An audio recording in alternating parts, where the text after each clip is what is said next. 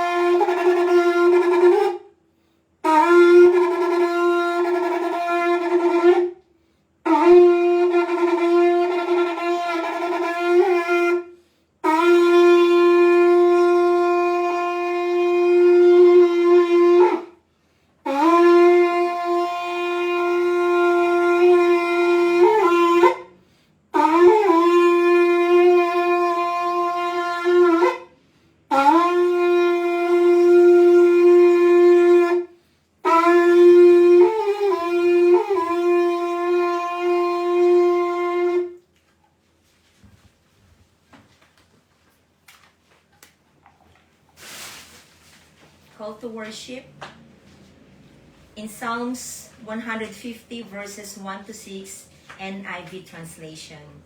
Praise the Lord. Praise God in His sanctuary. Praise Him in His mighty heavens. Praise Him for His acts of power. Praise Him for His surpassing greatness. Praise Him with the sounding of the trumpet. Praise Him with the harp and lyre. Praise Him with timbrel and dancing. Praise Him with the strings and pipe. Praise Him with the clash of cymbals. Praise Him with resounding cymbals. Let everything that has breath praise the Lord. Praise the Lord. Amen. Amen, amen, amen. Hallelujah. Hallelujah. Praise God. Purihin po ang Diyos. Tayo po ay patuloy na magpuri sa ating Panginoon. Inanyayahan ang bawat sa atin. Halina't purihin ang Diyos sapagkat siya ay Diyos na mabuti. Amen. Amen. Diyos na tapat. Diyos na patuloy po na maasahan natin sa lahat ng panahon at pagkakataon. Let us praise the Lord and worship the Lord. Hallelujah! Halina't purihin ang Diyos. Halina't purihin ang Diyos. Halina! Woo! Pagpapala niya sa atin, lubos-lubos. Hallelujah! Makapangyarihan! Makapangyarihan, siya sa atin ay nagmamahal. Halina, siya ay pasalamatan. Minsan pa, halina't purihin ang Diyos. Halina't purihin ang Diyos. Woohoo! Pagpapala niya sa atin, lubos-lubos. Makapangyarihan, siya sa atin ay nagmamahal. Halina, siya ay pasalamatan. Dakilang Diyos, dakilang Diyos at Panginoon, maghari ka sa lahat ng panahon. Ang ngalan mo ay luwalhatin, ikaw lamang ang sasambahin. Halina't purihin ang Diyos. Hallelujah! Halina't purihin ang Diyos. Halina! Pagpapala niya sa atin, lubos-lubos. Hallelujah! Makapangyarihan, o makapangyarihan, siya sa atin ay nagmamahal. Halina, siya ay pasalamatan. Dakilang Diyos, dakilang Diyos at Panginoon, maghari ka sa lahat ng panahon. Ang ngalan mo, ang ngalan mo ay luwalhatin, ikaw lamang ang sasambahin. Isang pa, dakilang Diyos, dakilang Diyos at Panginoon, maghari ka sa lahat ng panahon. Ang ngalan mo, ang ngalan mo ay luwalhatin, ikaw lamang ang sasambahin. Hallelujah! Halina't purihin ang Diyos. Halina't purihin ang Diyos. Halina! Halina't purihin ang Diyos. Halina't purihin ang Diyos. Halina't purihin ang Diyos. Yes, Lord. Hallelujah! Sige po, bigyan po natin po ng pinakamalakas na papuri at pagsamba ang Panginoon. Pinakamalakas na ating pagsasabi ng malakas na Amen! Amen! Hallelujah! Woo! Amen! Sige po, na tayo po ay magpatuloy po sa ating pananambahan.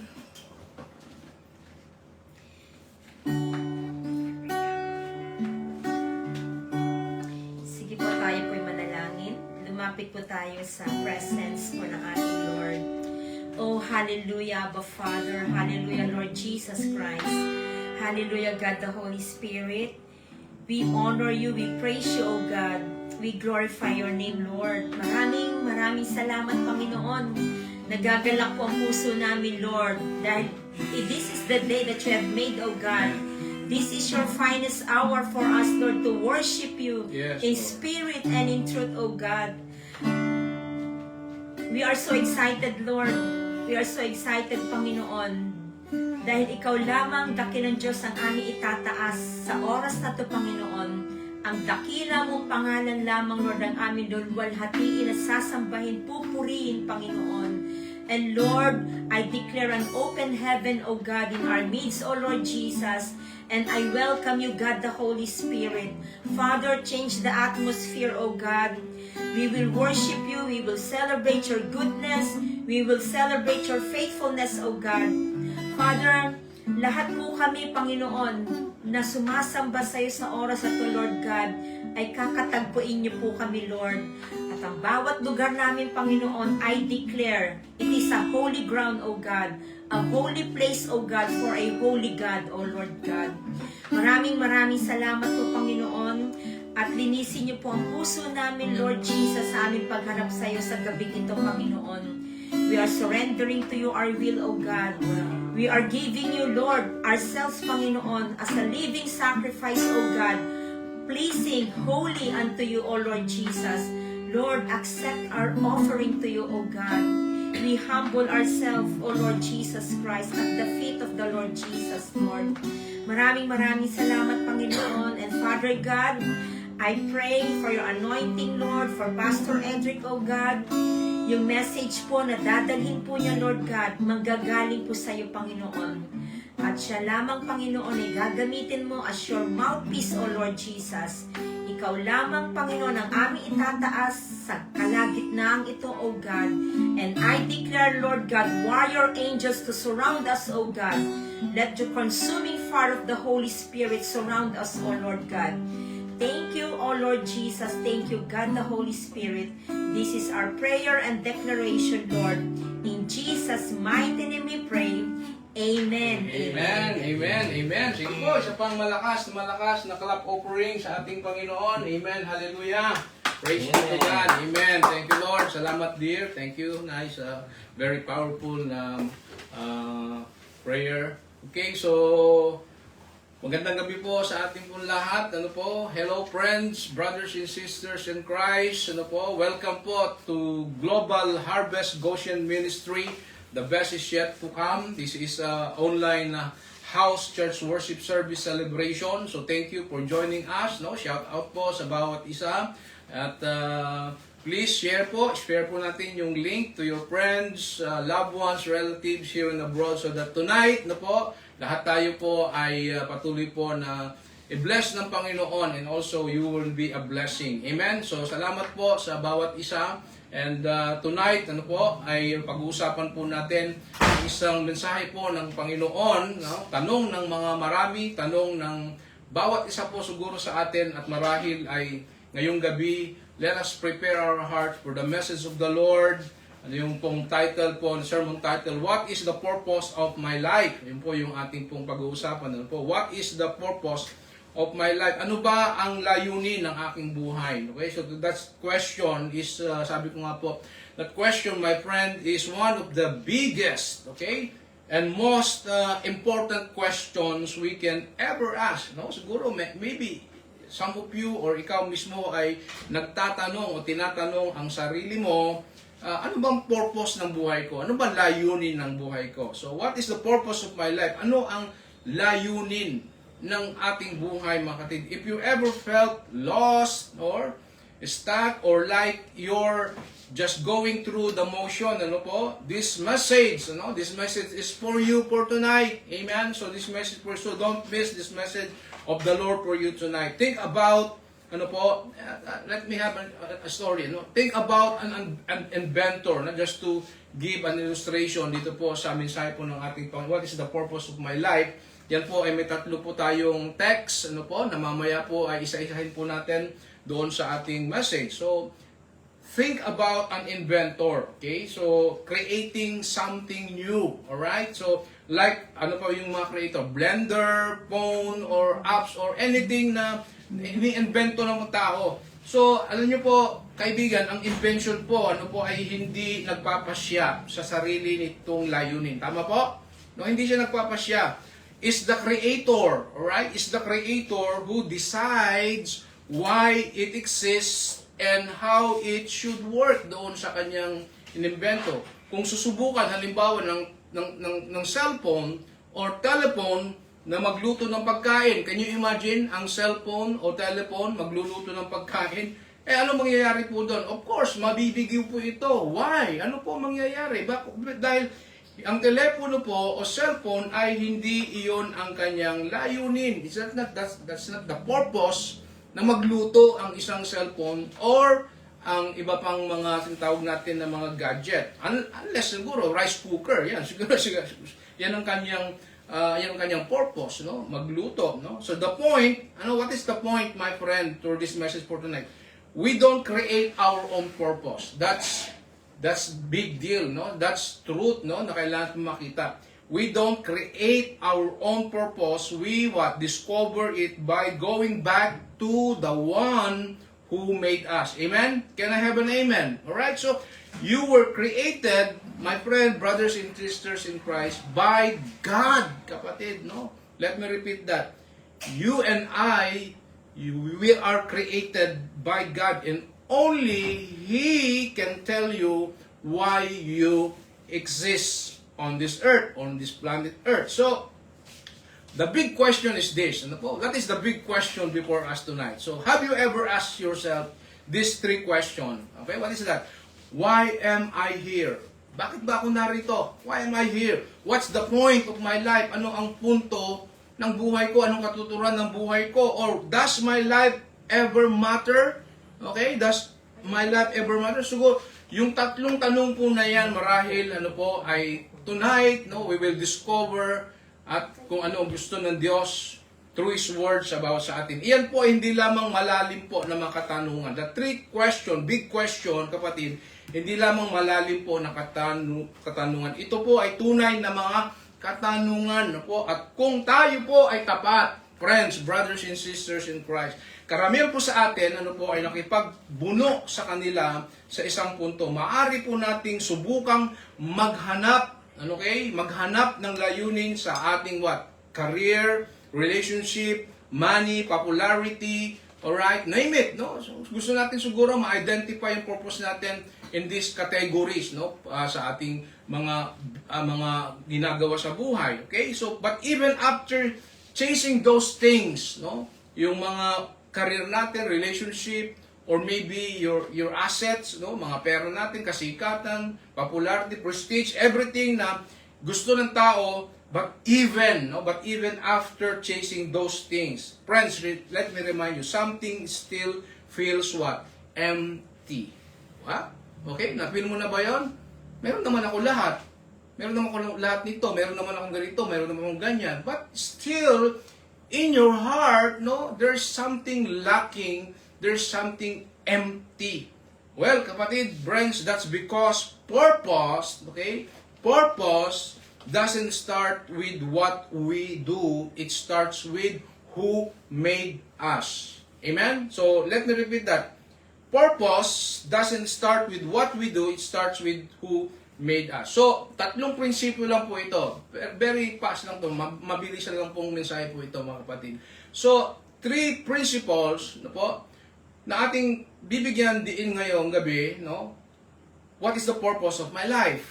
Okay? Are you ready with this? Number one, you were created on purpose or for a purpose. Okay? So that's number one. You were created on purpose for a purpose.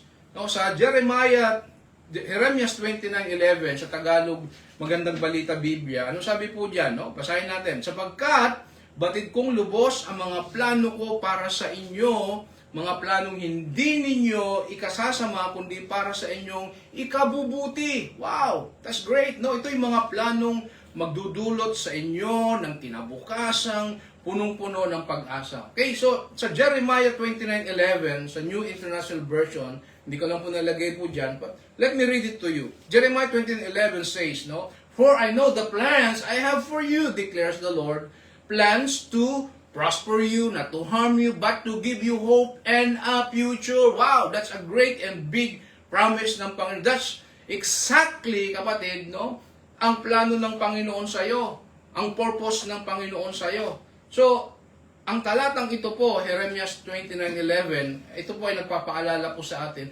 na ang Diyos, kapatid, ay hindi gumagawa ng aksidente o pagkakamali. You heard me right? Wala pong aksidente at pagkakamali sa Diyos. Kaya ikaw ay hindi aksidente. Amen? Sabi mo sa sarili mo, hindi ako aksidente. Alright? Sabi mo yan, no? You are not an accident. You are not a mistake, kapatid. No? Hindi ka basta-basta. Alright? Tandaan mo yan.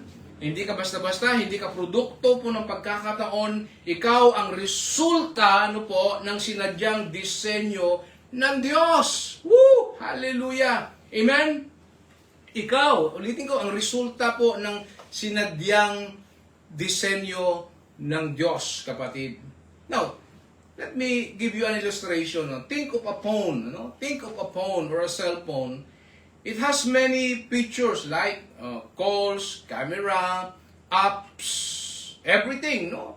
Ang mga cellphone ngayon, may mga iba't ibang mga features siya. But if you never turn in or charge it, ano bang nangyayari po? You'll never experience what it was made for. Gaano man yan kaganda, kamahal, ka-branded, ka-latest na cellphone, at sinasabi mo, ang ganda-ganda ng cellphone ko, latest, okay? Nagmamalaki mo. Pero pag hindi mo naman ginagamit ang kanyang mga apps, ang kanyang mga function, hindi mo makikita kung gaano ang purpose o features ng camera na yan. So, the lesson, what is the lesson here, kapatid? What is the lesson here? Ano ang larawan, ano ang sinasabi po tungkol sa istoryang ito? This is also true for us. Okay? So, this is also true for you. Without connection to the Creator, remember that, friends, brothers and sisters in Christ, without connection to the Creator, we miss our true function or purpose in life. So that's principle number 1. We were created on purpose or for a purpose. So number 2, what is the purpose of my life? Your purpose, alright, so listen to this, take note po kayo, your purpose starts with relationship, not performance. Okay? So, your purpose starts with relationship, not performance. So, let me give you another story. Mahilig po ako sa storytelling po tayo ngayon eh. So, ang title po ay The Father and the Violinist. Po, yung isang ama at isang anak na natututong mag-violin. Okay? Minsan po, may isang batang violinista o violinist na naghahangad na maging sikat. Siyempre, gusto niya na someday ay maging popular siya, sikat siya, kilalanin siya ng tao. So, ang ginawa niya, siyempre, kung gusto niya maging sikat, popular, nagsanay siya, he practiced every day, every night, every single day. So, sa kanyang buhay, nagsanay siya para siya ay gumaling, humusay sa pag-play ng violin. Okay? So, okay, nagsikap siya, nagsikap para maging perpekto, okay, ang kanyang pag-violin. Okay, pag-play ng violin. She entered competitions, eventually, after ng kanyang mga rugged trainings, lahat ng mga trainings sa kanyang dapat gawin, pagsasanay, okay, she entered competitions, okay, perform in crowded halls, and chased applause. Siyempre, pinalakpakan siya, wow, siguro, mahusay, magaling, ang pagtutugtog ng babaeng ito sa kanyang buhay. But no matter how well she played, she always felt empty afterward. Why? Bakit? Pinalakpakan naman siya, ibig sabihin, nung pinalakpakan siya, ay magaling, mahusay ang kanyang performance. But, sabi doon, no matter how well she played, she always felt empty afterwards. One day, isang araw, right? She returned home after a long tour and sat quietly with her father, right? Who had given her the violin as a child. Siyempre, regalo ng tatay niya yun sa kanya. So, malumanay po ng tanong ng babaeng ito sa kanyang tatay. Sabi niya, naalala mo ba kung bakit ko ibinigay sa iyo ang violin na yan? Sabi ng tatay doon sa anak. Okay? Nagkibit-balikat lang po yung babae doon sa tinatanong ng tatay kung naalala niya kung bakit niya binigay sa kanya yung violin. So, ang sabi ng tatay niya, para matulungan akong maging mahusay. Right? Her father smiled and shook her head. Kapatid, No, sabi niya, I give it to you so you could enjoy what?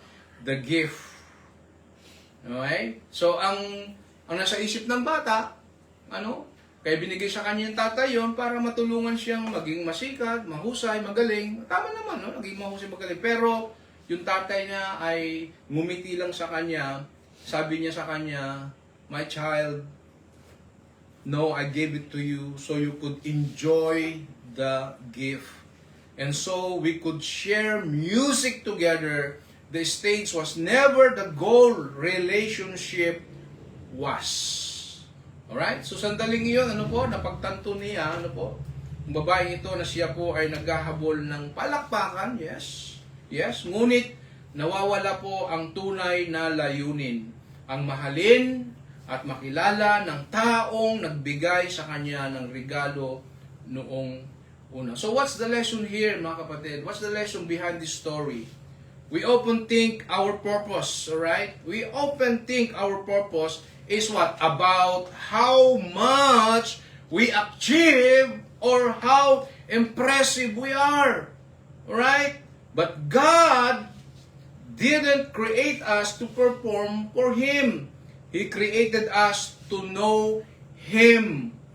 Purpose starts, friends, brothers and sisters in Christ, with relationship, not performance. Why? Because in Ephesians chapter 2, verse 10, alright?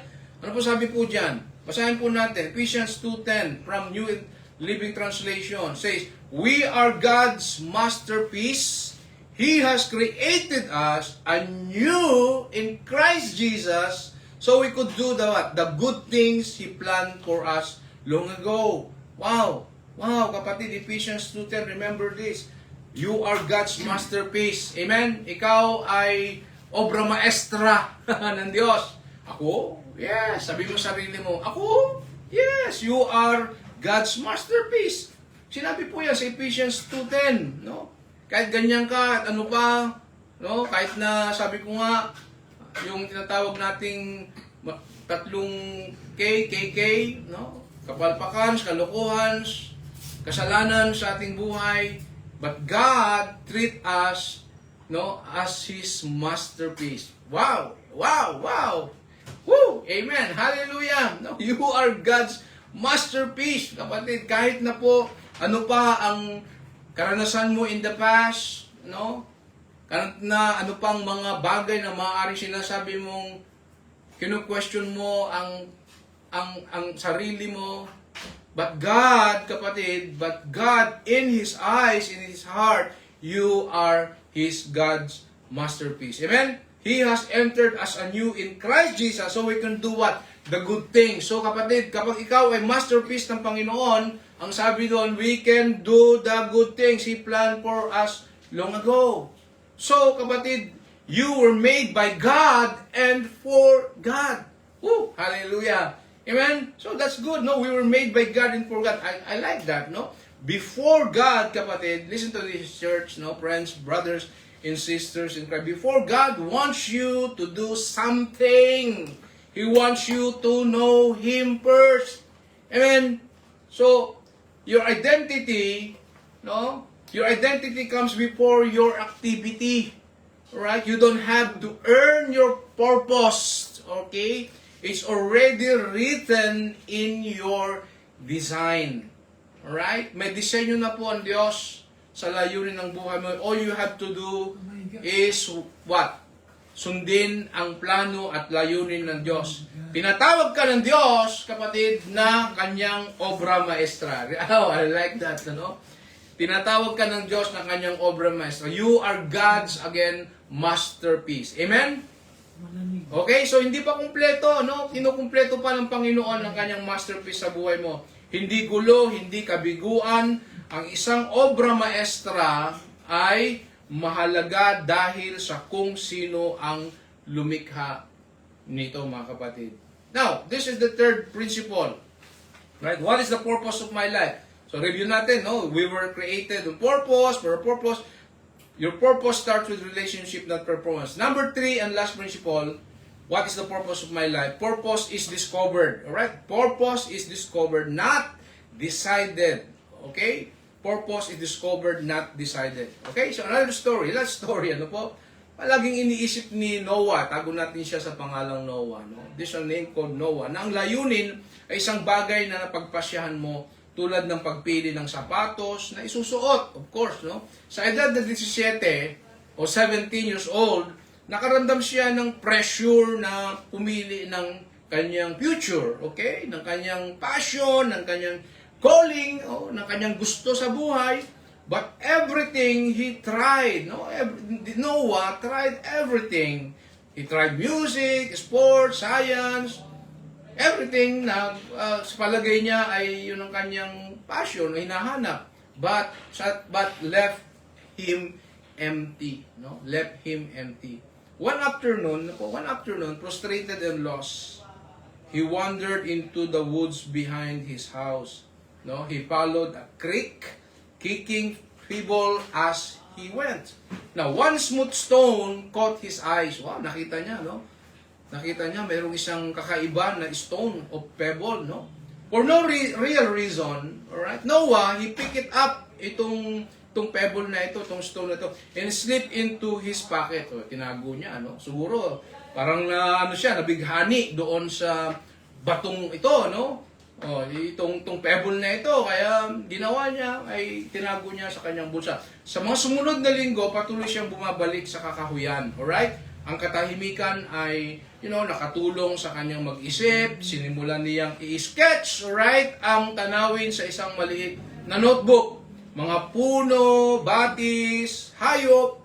Alright? So, pinakalma siya nito. Habang ginagawa niya ito, nagparamdam sa kanya ng life. Ng buhay, kapatid. Hindi niya ito plinano. Sinundan niya lang ito.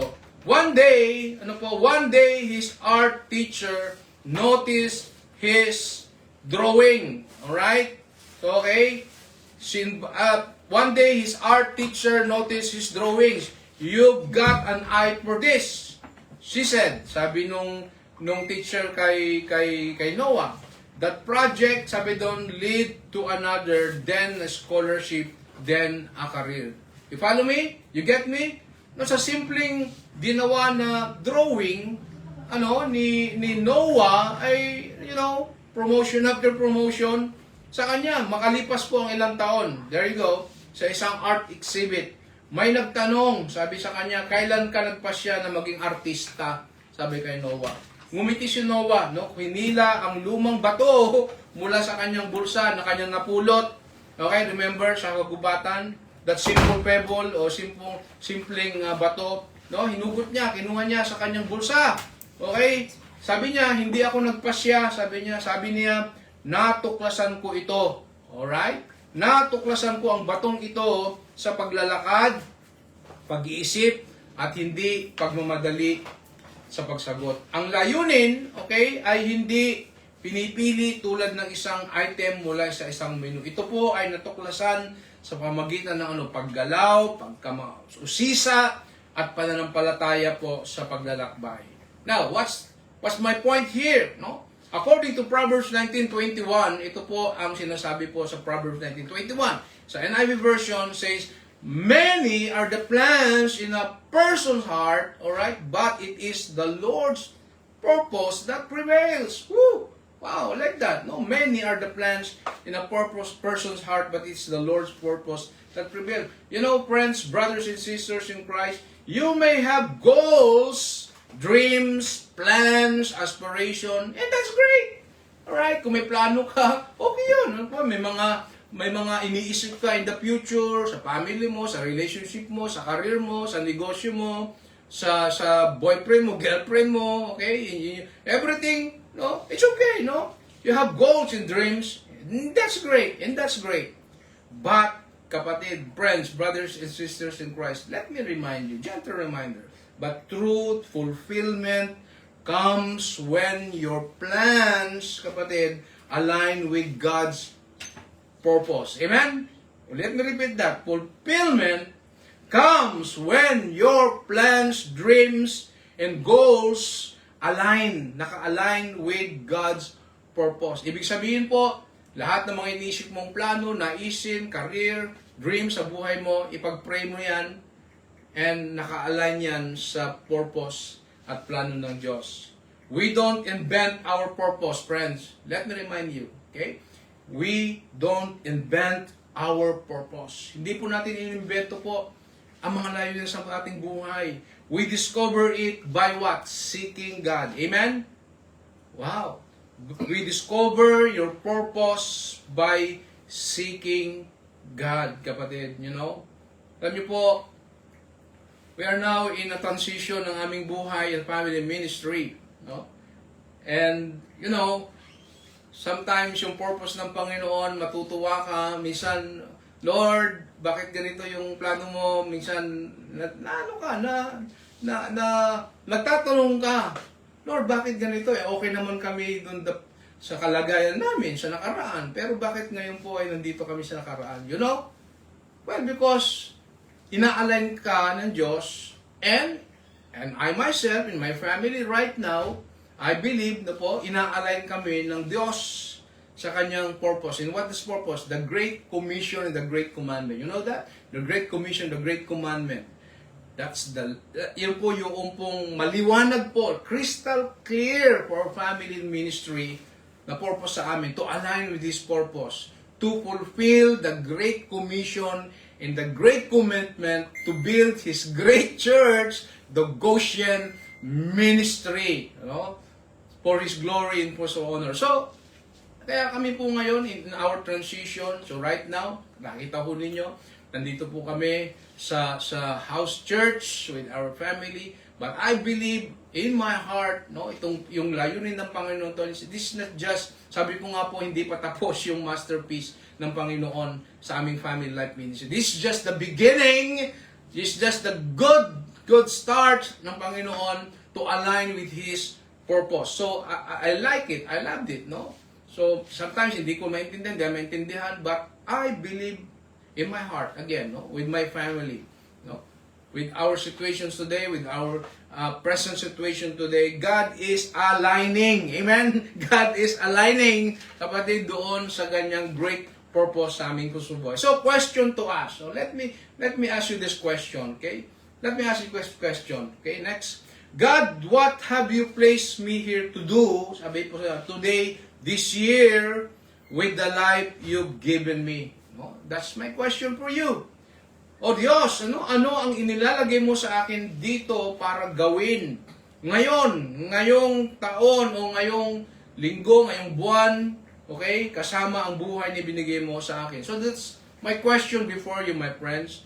God, what have you placed me here to do today, this year, with the life you've given me? Kapatid, sabi ko nga po, friends, our life is from God, no? Amen. Ang buhay po natin, buhay mo, buhay ko po, ay mula sa Diyos, kapatid. Minsan, ang isang layunin po ay wala sa isang malaking sandali. Ngunit po sa pagiging tapat, sa maliit na bagay. Amen? Pagmamahal sa iba, pagtulong sa ibang tao, pagbabahagi ng pag-asa, paggamit po ng iyong mga regalo para sa kanyang kalwalhatian. So, friend, how do I find my purpose? Right? So, dito po tayo magtatapos, no? The message of the Lord. How do I find my purpose? Okay, how do I find my purpose? Here's a practical steps, no? 4 lang po. Right? That can help us and guide us and direct us to find our purpose. Number 1, seek God first. Amen? Seek God first. Sa relationship mo, sa career mo, sa pag-aaral mo, anything sa gusto mo, seek God first. Matthew 6:33, no? This is a very familiar text sa atin, no? Seek ye first the kingdom of God in His righteousness, and all these things shall be added unto you. So, seek God first. Spend time in prayer and in the Word. I know this one, kapatid, no? And I prove about that. I have a pattern about God when I seek God with my family life and ministry, po, everything there. No, yung pangako niya, no, andun na, kasunod na, no. Pero merong commandment eh. Ano yung commandment na Matthew 6? Seek ye first the kingdom of God and His righteousness. And there you go. And all, sabi mo nga, all. And all these things shall be added unto you. So, hallelujah. I'm so very excited for you. No, yung all ng Panginoon ay may bigay po sa iyo. But, again, sabi ko nga po, align with His purpose. So, seek God first. Number 2, look at your gifts. No? Ano ba binigay ng Diyos na talento mo, kayahan mo, abilidad mo? Na winard ka, no? Look at your gifts, no? Siguro ako makikita ko po sa buhay ko, aside from preaching, I love music, ano? Kahit medyo po yung boses namin po ni Beth, with our family, I know exactly, no? What God wired us, gifted us, and give us the ministry of praise and worship. That's why one of the ibinigay po sa amin na word of knowledge prophecies is that our family will give our very best, our gifts, talents through the praise and worship. Some days, no, by God's grace, so hindi lang naman po ito yung pong setup po namin. So tinitignan ko po, sapat binigay po kami ng Panginoon ng gifts of praise and worship, my kids, no po, and I believe, no po, someday, my family will lead a praise and worship to win people for Christ. Amen? So that's our platform. That's our gift na binigay sa atin. So what do you naturally do? Well, what are you passionate about? Kapatid, no? Number 3, what do I find my purpose? Serve others. Wow. Serve others. Huwag ka lang tungangers o puers. Ha? Sarap-sarap magsimba, di ba? Lalo na mga simbahan natin ay, aircon, maganda, wala kang problema. Alright? Pero wag ka lang, sabi ko nga po, wag ka lang upuers, tungangers. Ha? Dapat maging followers and service for the others. No? Serve others. Purpose often shows up in serving. No? Don't wait for a platform. Start with people. So serve God, serve people, no? Sa buhay po ninyo so that you will fulfill and know His purpose. Number 4 and last, stay available. Okay, stay available. Ibig sabihin nito, God often uses ordinary people for extraordinary things when they say yes. Amen? Can you say yes to the Lord? May kanta tayo, di ba? Yes, Lord. Yes, Lord. Yes, yes, Lord. Wow! When you say yes, Lord, may ikaw ay pwede, available 24 hours a day to serve the Lord, to worship the Lord, to serve people. So that's stay available. So, in our conclusion, my friends, and there's another story, last na ho talaga itong story po. Isang binata po, ang nangalugad, no? Na nasa malikabok na paggawaan ng kanyang lolo, no? Nang makakita siya ng kakaibang kasangkapan. Alright? So, meron itong kakaibang mga uka at anggulo at hindi niya maisip kung para saan iyon. So, curious siya, para saan kaya itong tool na ito, no? Ng lolo. So, sabi niya, Grandpa, what is this? Sabi niya, Grandpa, what is this? It doesn't seem to do anything, sabi ng bata, no, sa lolo niya. His grandfather smiled, no, took the tool from his hands and walked over to a half-finished wooden cabinet. Alright? This, sabi niya, this, he said, is a custom-made tool I designed years ago. It only fits one specific joint I created. Nothing else worked for this job but this tool. So, marahan niya itong nilagay sa uka, no? Yung pala nawawalang piece. No, yung tool na yon doon sa ginawa ng kanyang lolo. At alam nyo po, akmang-akma, saktong-sakto, perfect na perfect yung pong tool na nakita ng batang ito doon sa ginawa na wooden cabinet ng kanyang lolo. Pagkatapos po, tumingin siya sa kanyang apo at sinabi, no? Sabi niyang lolo sa apo, dahil hindi mo naintindihan ang layunin nito ay hindi nangangahulugan na wala ito. So what is the spiritual connection of this story, behind this story? So many people, maybe you and I, siguro tayo po, no? So many people walk through life wandering. Alright? Wandering, no? Nagtataka. Tungangers. Sabi nga natin, no? Parang hindi alam nung gagawin sa buhay. Tinatanong, why I'm here? Ba't andito ako? Do I really matter? Alright, no? But like that tool, no? Sa kwento ko po kanina, but like that tool, you were handcrafted by God. Wow! That's great, no? You were handcrafted by God for what? Specific purpose no one else can fulfill. So that's the lesson of the story, kapatid. Jeremiah 1:5, sabi po doon, hindi ko nalagay po sa PowerPoint, but let me read it to you. Jeremiah 1:5 says, "Before I formed you in the womb, I knew you. Before you were born, I set you apart." Kapatid, mga minamahal, friends, listen to this. Sabi mo sarili mo, you are not an accident. Come on. Say it to yourself, I am not an accident. Yes, you heard me right. You are not an accident. You are an assignment. Okay? From accident to assignment. Okay? You are not an accident. You are an assignment. You are not a mistake. You are not forgotten, kapatid. Sinadya kang nilikha. Alright? Para sa isang layunin. Isang Diyos, no? Na lubos na nagmamahal sa iyo. Alright? May kahulugan ang iyong buhay, kapatid. Amen? Sabihin mo, may kahulugan ang buhay ko. Yes. Amen, Pastor. Talaga? May kahulugan ang buhay ko. Bakit ganito, ganyan? So, you have many questions. Sabi ko nga po, hindi pa tapos ang Diyos sa iyo. Obra maestra kanya. Hindi pa tapos ang Panginoon sa kanyang obra maestra sa iyo. Alright? So, may direksyon ang buhay mo, kapatid. Amen? May direksyon ang buhay mo. Ang iyong buhay po ay may walang hanggang halaga. Wow, eternal values, kapatid. Kahit na hindi mo ito ganap na nakikita ngayon. Alright? Maaaring hindi mo pa nakikita kung ano ang eksaktong, perpektong obra maestra at plano ng Diyos para sa iyo. Hindi mo na ito ganap nakikita ngayon, ngunit nakita na po ng Diyos. Amen? Wow, that's the good thing about God. He knew it already. Alam ng Diyos, no? Ang buhay mo at buhay ko na kanyang gagawin. Basta mahalaga, kapatid, makipag-align ka sa kanyang purpose. And you will see, and you will see, and you will find, and you will be surprised one day, isang araw. Wow! You will say, God, thank you.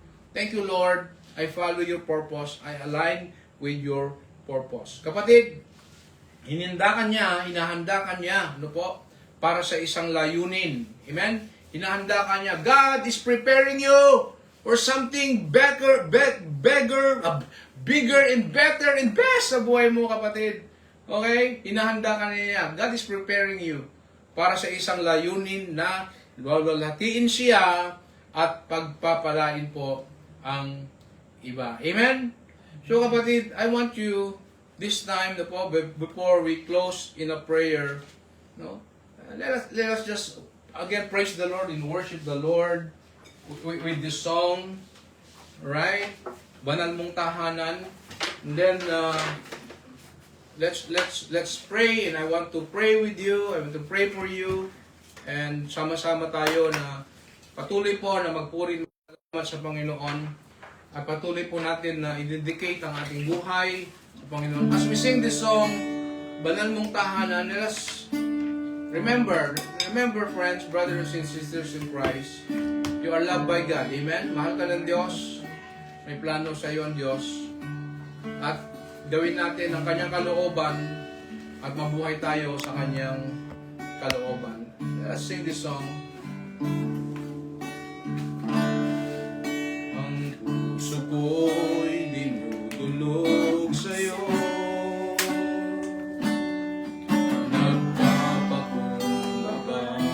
Nagsusumamo,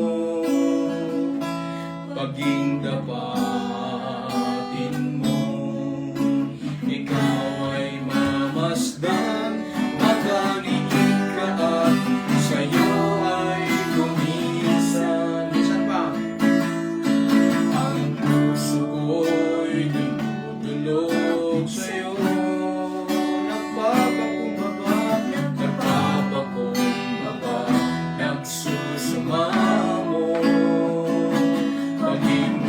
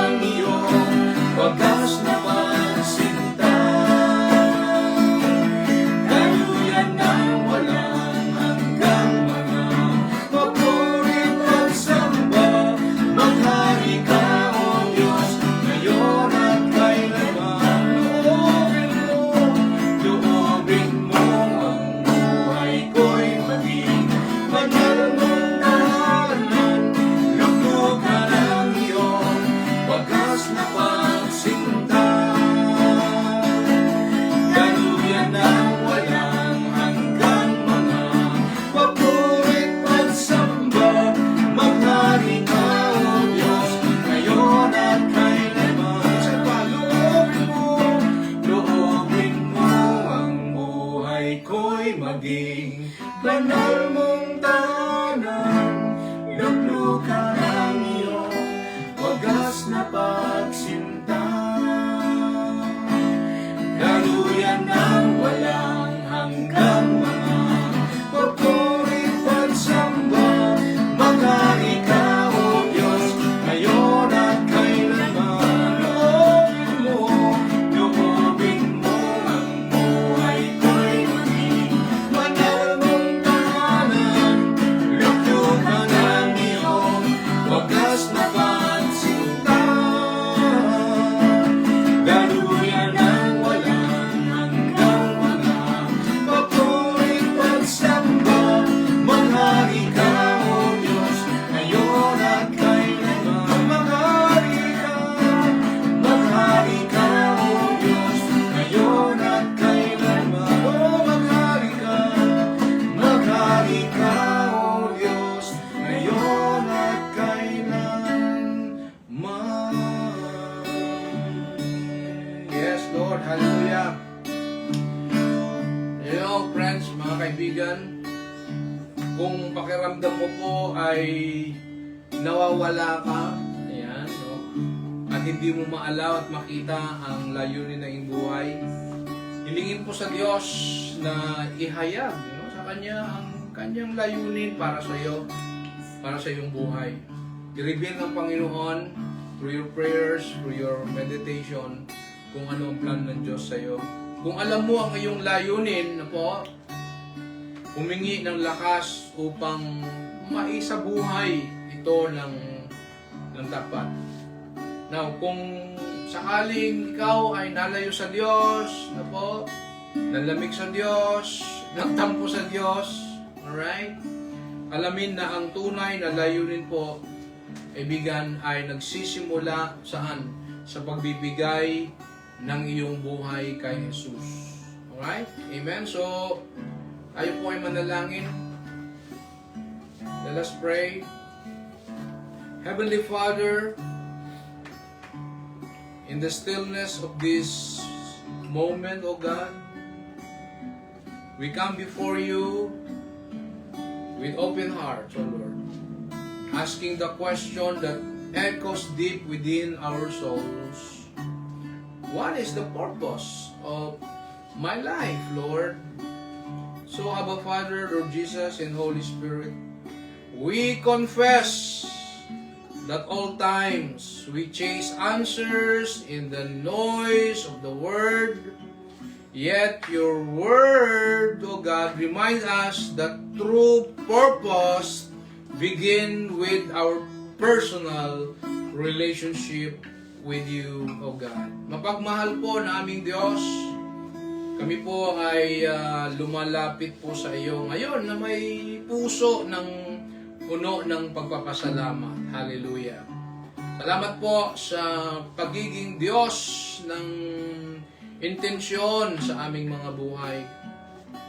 Salamat po sapagkat alam po namin kami po ay nilikha na may layunin at pagtawag po sa amin ayon sa iyong perpektong layunin sa aming buhay. Hallelujah. Tulungan mo kaming muling magtiwala po sa inyo at patuloy na magtiwala na kami ay hindi aksidente, ngunit sinadyang gawa, O Diyos, ng iyong mga kamay, nilikha ng mayroong pong pag-ibig. Hallelujah. Inanyuan po para sa kahalagahan at tinawag upang ipakita po ang iyong kaluwalhatian.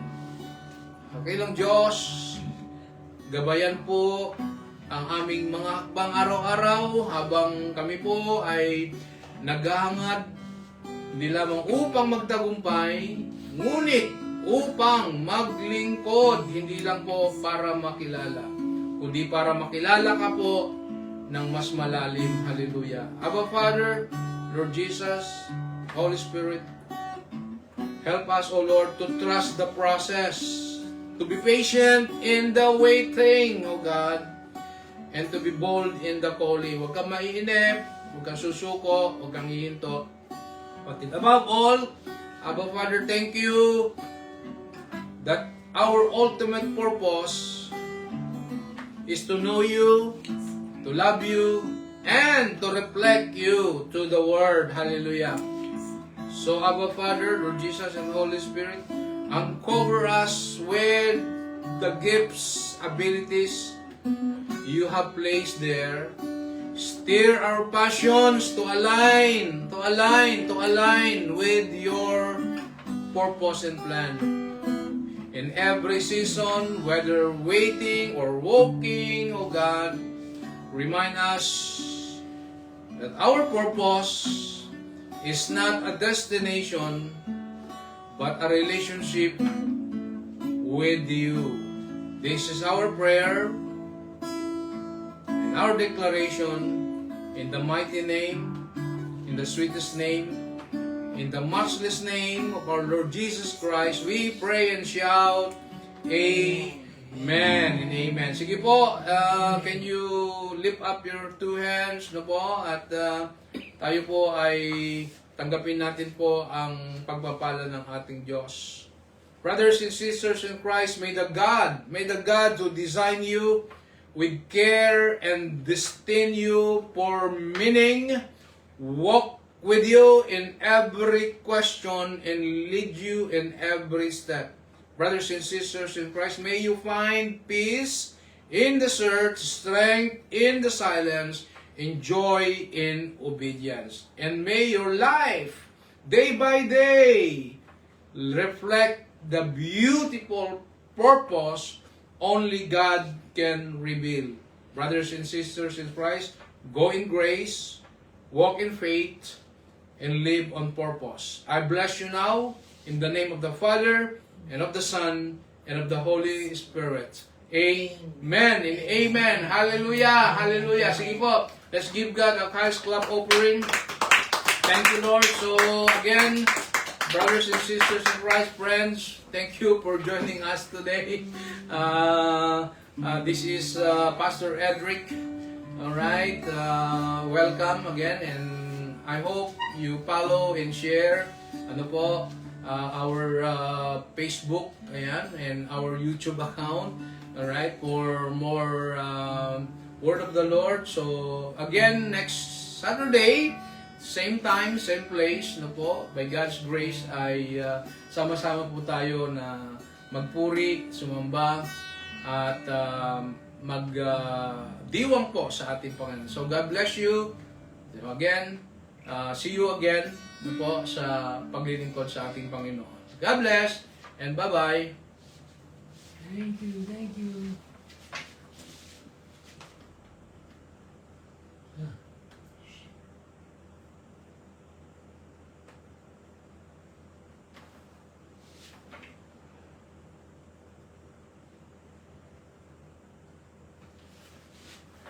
Okay.